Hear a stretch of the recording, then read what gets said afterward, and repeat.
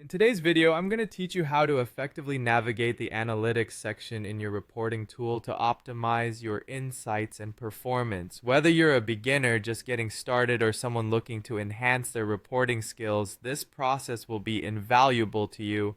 Let's dive in and walk through each part of this process together, ensuring you have all the information you need.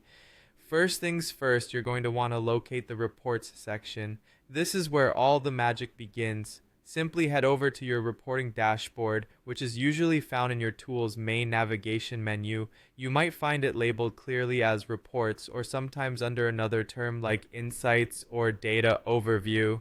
Clicking on this will take you to a wealth of data that needs unlocking, and that's exactly what we're here to do.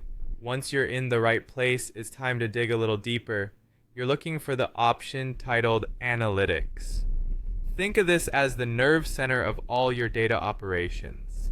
By selecting Analytics, you're essentially entering a space where you can see and interpret your data in a meaningful way.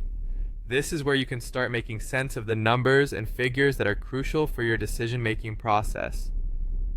Consider this step as setting the foundation for everything that comes next.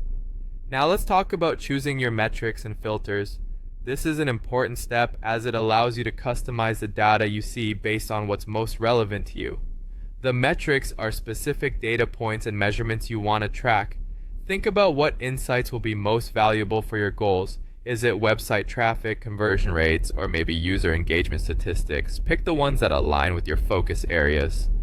Filters, on the other hand, help refine this data. They're crucial for narrowing down the vast amount of information to something manageable and applicable. You might want to filter by date, geographic region, or user demographics, for example. Spend a little time here. Getting this right will make a big difference in the clarity and usefulness of your reports. Finally, the last step is to save this view. Think of this as bookmarking your work. By saving your chosen metrics and filters as a view, you're creating a shortcut for future uses. This means not having to reset everything every time you need to check on your data. Click the Save or Save View option. Give your view a name you'll easily remember, and just like that, you'll have easy access to this tailored report whenever you need it. And there you have it, a straightforward and efficient way to draw meaningful insights from your data by using reports and analytics effectively. Remember, the key to great analytics is understanding the information that's most important to you and using those insights to make impactful decisions. Thanks for tuning in, and happy analyzing.